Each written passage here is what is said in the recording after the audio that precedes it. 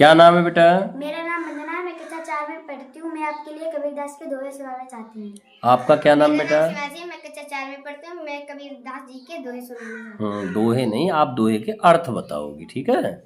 चलिए बेटा बताइए। साची बराबरी तप नहीं, झूठी बराबरी पाप, जाके हृदय साचे हैं, बहुत बढ़िया, ताके हृदय आप कबीरा, ताके बहुत बढ़िया। हृदय आप। बेटा अर्थ बताओ इसका। कबीरदास जी कहते हैं कि सांच बराबर कोई तपस्या नहीं है, सच बोलने के बराबर कोई तपस्या नहीं है, और झूठ बोलने के बराबर कोई पाप नहीं है। ठीक है, और क्या कहते हैं कबीरदास जी?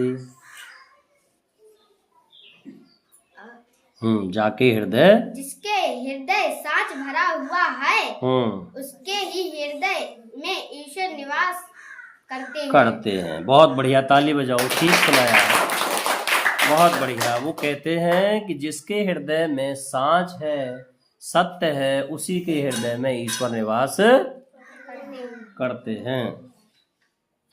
नेक्स्ट।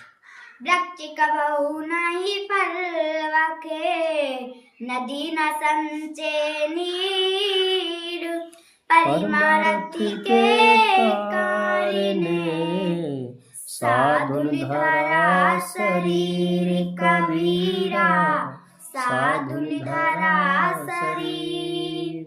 बताओ बेटा। कबीरदास जी कहते हैं कि वृक्ष अपने कभी फल नहीं खाते। हाँ, वृक्ष अपने फल कभी नहीं खाता है, और नदी अपना पानी नहीं पीती, और नदी अपना पानी स्वयं नहीं पीती है। तो कबीरदास जी क्या कहते हैं? कबीरदास जी कहते हैं कि सज्जन पुरुष दूसरों की भलाई के लिए अपना शरीर धारण करते हैं। बहुत बढ़िया, तालियां बजाएं, बहुत सुंदर, बहुत बढ़िया। तीसरा दोहा पढ़ो बेटा। जहाँ ज्ञान तहाँ धर्म है, बहुत सुंदर, जहाँ झूठे तहाँ पाप, बहुत बढ़िया। जहाँ लोभ तहाँ काले है, जहाँ छिमाता है आप कबीरा, जहाँ छिमाता है आप। क्या अर्थ है बेटा इसका? कबीरदास जी कहते हैं कि जहाँ ज्ञान है वहीं धर्म है, और जहाँ झूठ है वहाँ, जिसके हृदय में ज्ञान है, जिसके अंदर ज्ञान है, वहीं धर्म है, और जहाँ झूठ है वहीं पर पाप है। और क्या कहते हैं?